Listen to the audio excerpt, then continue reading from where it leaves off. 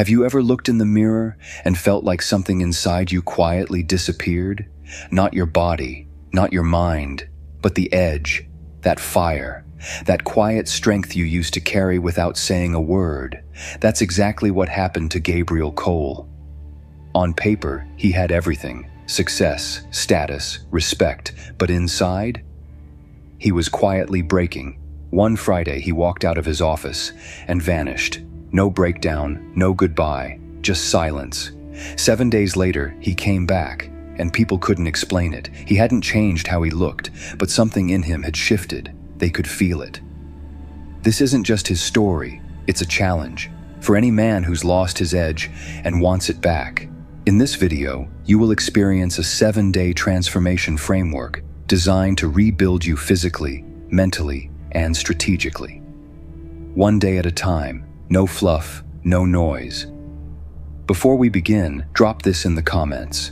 What version of yourself are you done tolerating? Say it, own it. Because by day 7, you won't just feel different, you'll be unrecognizable. Day 1, Identity Purge.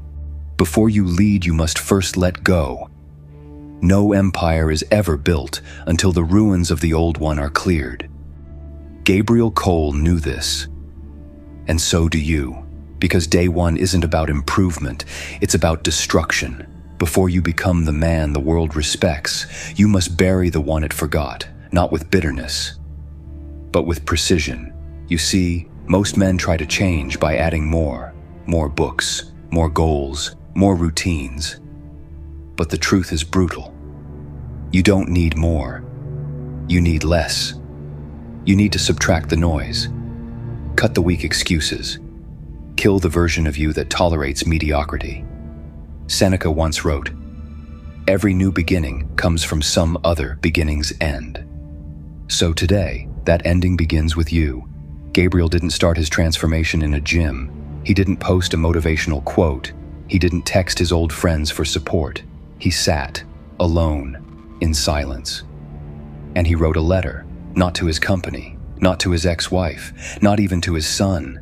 He wrote it to his old self. He wrote down every weakness he had tolerated, every lie he'd told himself, every habit that had kept him just good enough to stay stuck. And then, he burned it. Not out of rage, but out of resolve. Because there comes a moment in every man's life when you stop fixing the old and start forging the new. That moment is now. Today, you do the same. Grab a pen. Write down every behavior that no longer belongs to you. The late mornings, the endless scrolling, the fake conversations, the fear of saying no, the comfort zone that slowly turned into a prison. Write them all down. Then destroy that list. Burn it. Rip it. Shred it. Make it physical. Make it final. This is not a journal entry, it's a resignation letter from the life you've outgrown, because the longer you cling to the man you used to be, the harder it becomes to meet the man you were born to become. And remember, your old self was necessary. He got you here. He survived, but survival is no longer enough. Now, you must lead. Marcus Aurelius said, "You have power over your mind, not outside events." Realize this, and you will find strength. Today, that strength begins with a decision. From this moment forward, you lead yourself, not with noise, not with perfection, but with silence and certainty. You will feel resistance. Your old habits will beg for attention. Your comfort will scream for safety. Ignore them. They are ghosts. You are no longer theirs to haunt. This is the demolition before the rebuild, and leadership begins here. Day 2, Physical Command. Discipline is first earned through the body. Your body is not decoration, it is declaration. It declares whether you lead yourself or follow your impulses, whether you command your time or surrender to comfort.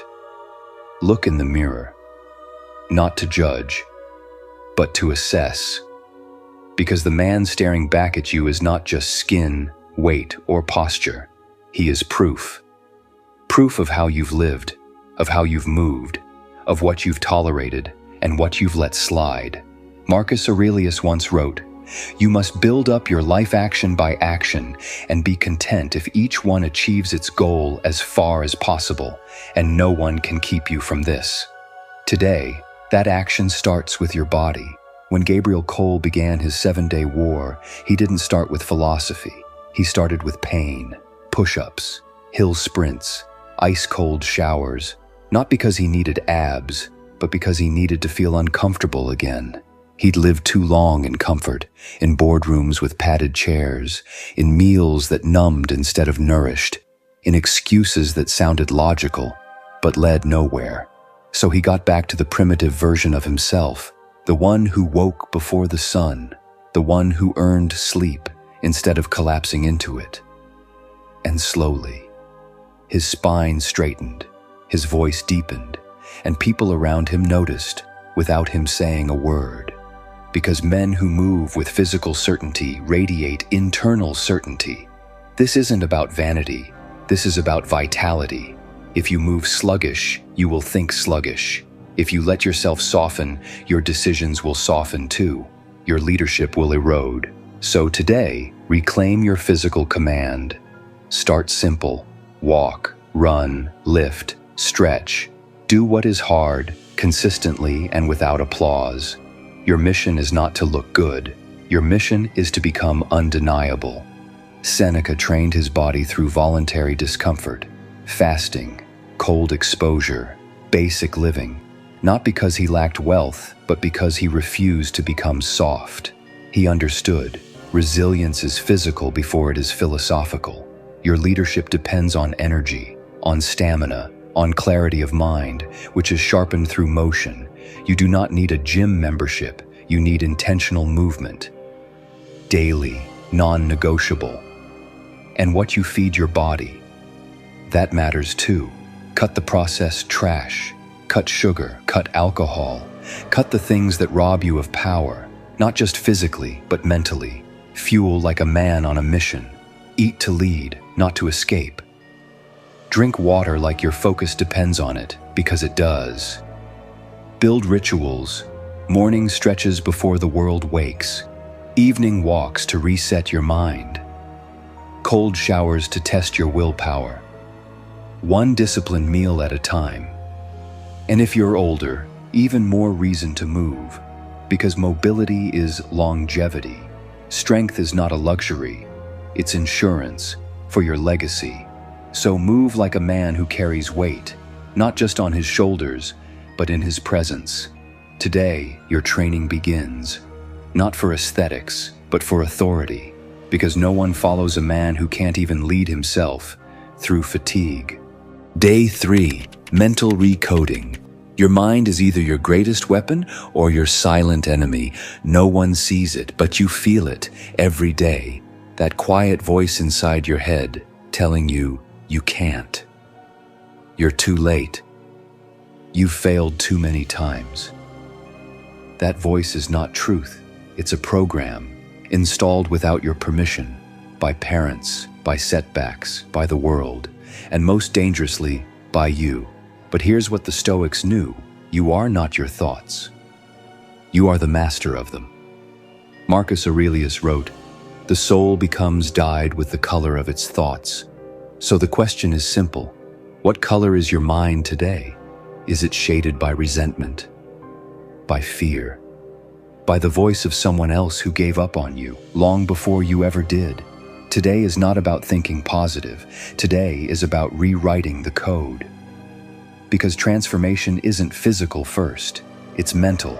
And until your mindset shifts, nothing sticks. When Gabriel Cole sat in silence on the 3rd day of his reset, he didn't lift weights. He lifted lies. The lies he believed about success. The lies that told him he was only valuable if admired. The lies that made him think burnout was a badge of honor. He started writing, not content for others, but hard truths for himself. He wrote down every limiting belief, every fear, every excuse he had cleverly disguised as being realistic. And then he rewrote them. One by one, line by line. He replaced, "I'm not ready," with I act now even in doubt. He replaced I've lost everything with I now carry nothing that weighs me down. Because that's what mental recoding is. It's deliberate rebellion against the old software that ran your life on autopilot. And today, it's your turn. Write down every belief that's been driving your inaction. I can't lead people. I'm too old to start again. What if I fail again? Now burn them and rewrite new ones. Affirmations, number directives, orders from the future version of you to the man you are now. The Stoics taught that hardship isn't an obstacle, it's the raw material of greatness. Epictetus said, "It's not what happens to you, but how you react to it that matters." That principle must live in your bloodstream. Burn it into your thoughts. Tattoo it onto your decisions. You're not training your mind to avoid chaos. You're training it to function like a commander in war. Clear, steady, ruthless. Especially when everything around you is falling apart. Practice mindfulness, not as a trend, but as a tactical weapon. Sit in stillness. Watch your thoughts. Let them rise and fall. You don't have to obey them. Visualize who you must become. Close your eyes. See him walk. See him speak.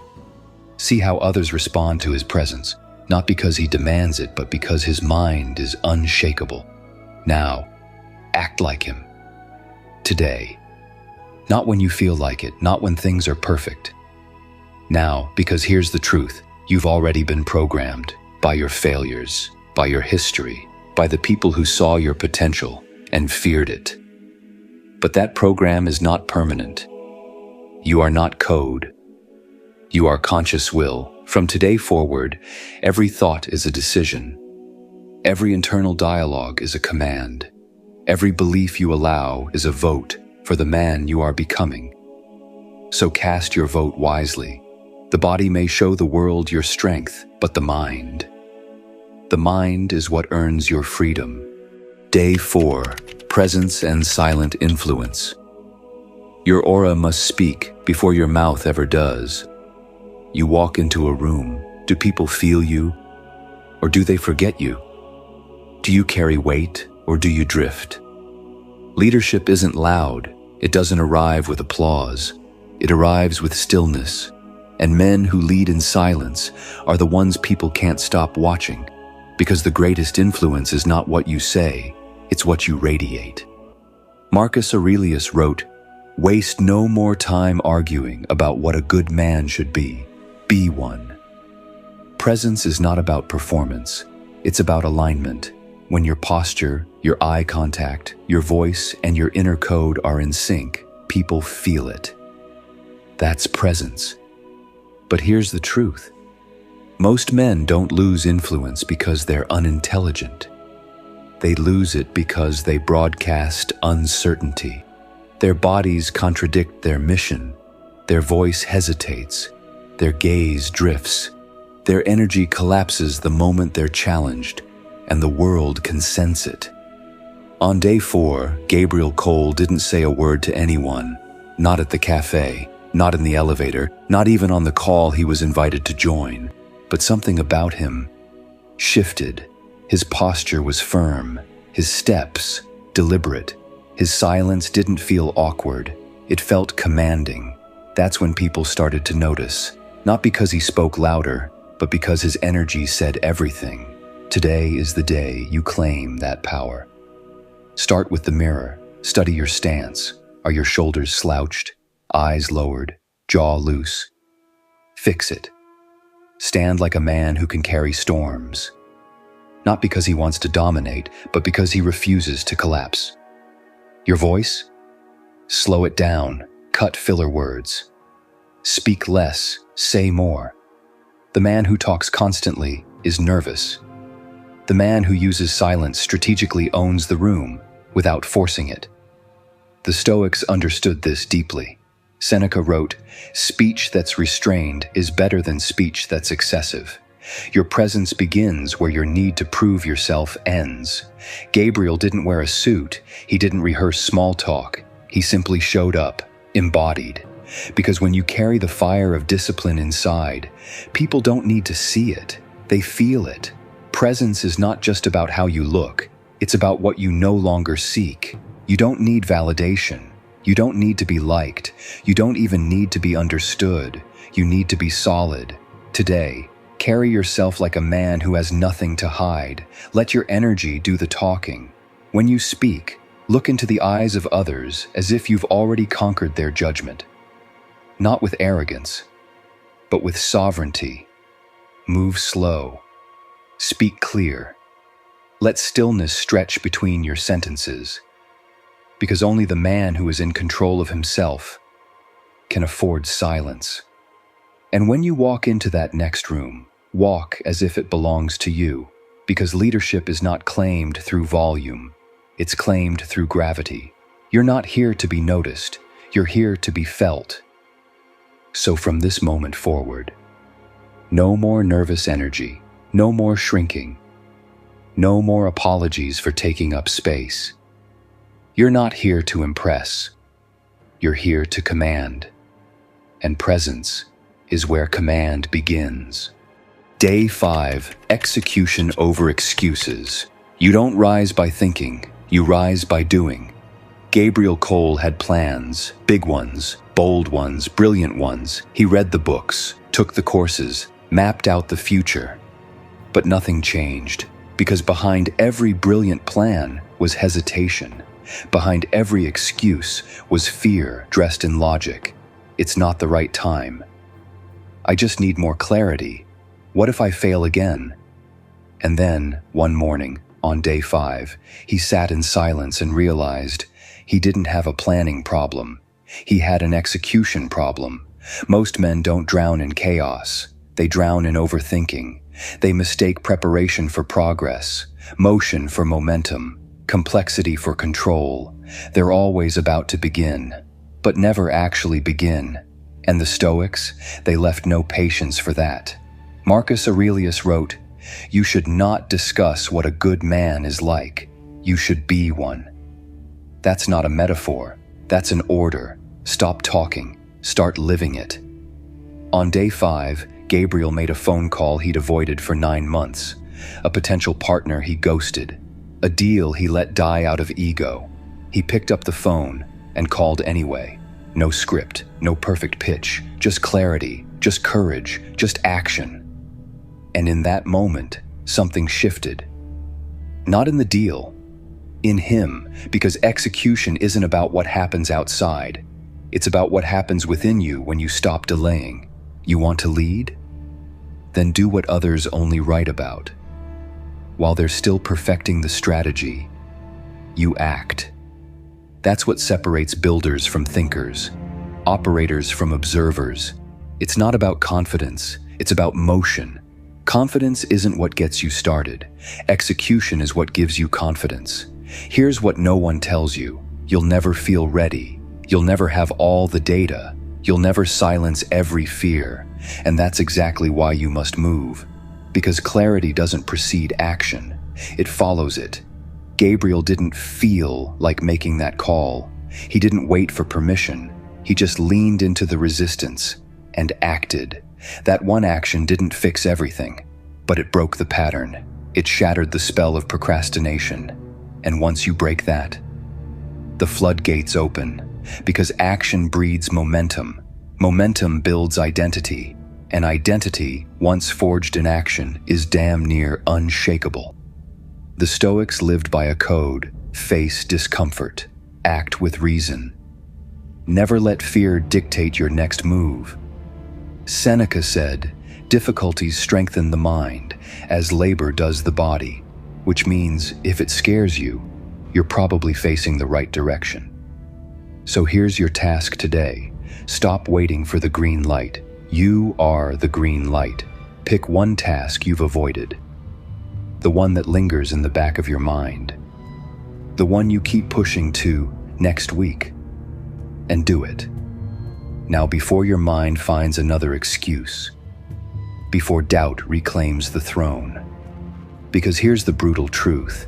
Every excuse you entertain is a vote for the man you said you'd never be again. but every act of execution, no matter how small, is a declaration. I'm not that man anymore. Gabriel became unrecognizable not through perfection, but through unflinching action, day after day, even when no one saw it but him. And you? You don't need more time. You need a single moment where you finally stop hesitating and move. Day 6. Systemized discipline. You don't need motivation. You need a system that doesn't flinch.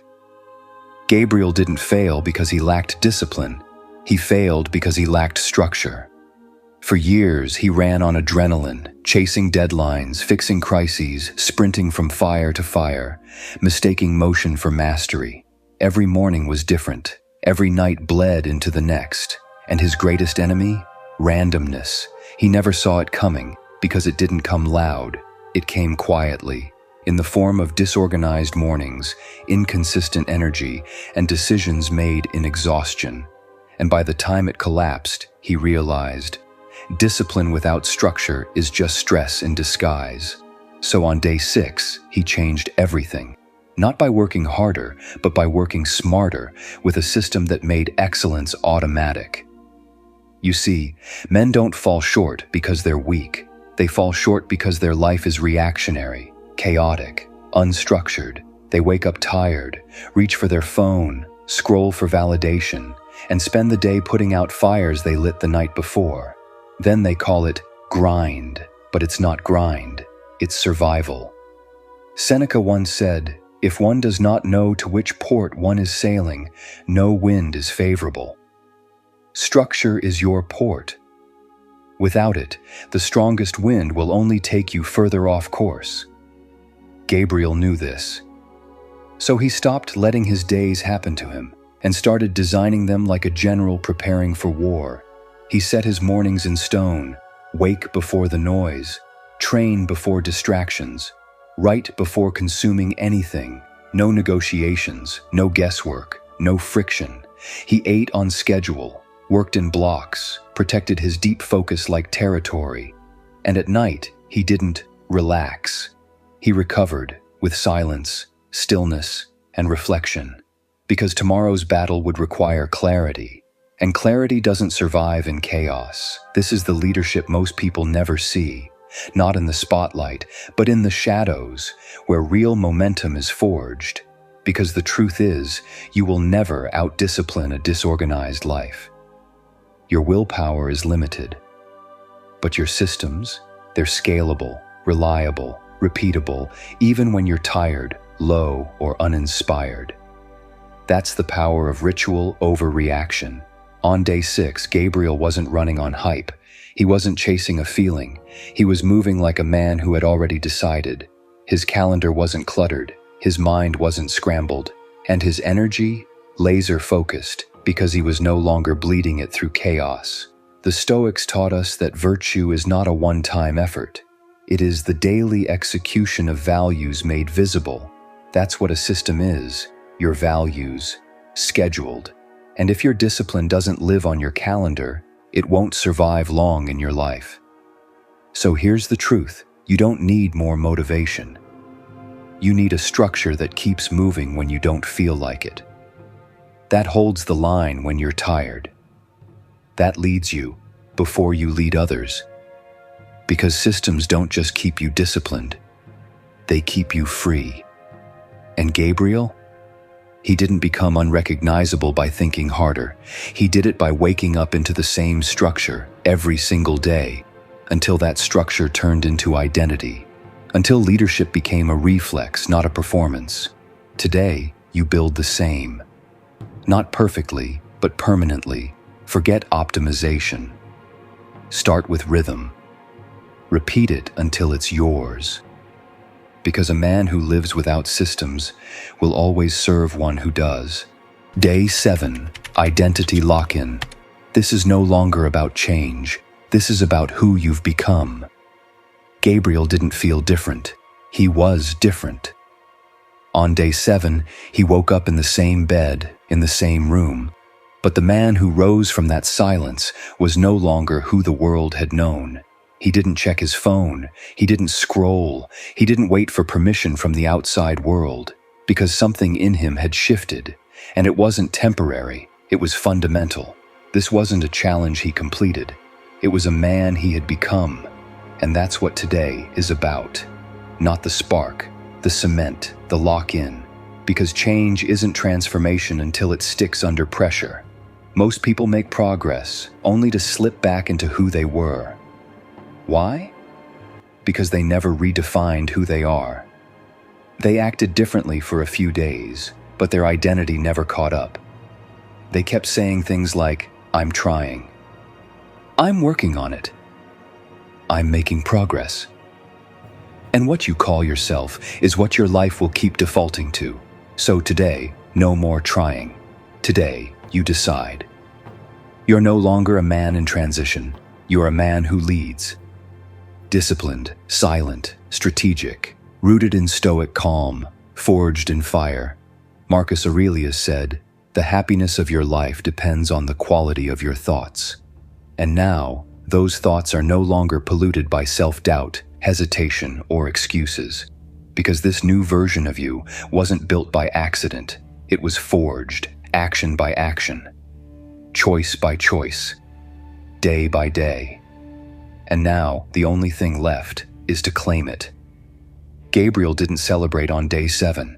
There was no trophy, no before and after post, no validation from the outside, just a quiet moment, a notebook, and one question: who am I now, and what will I never tolerate again?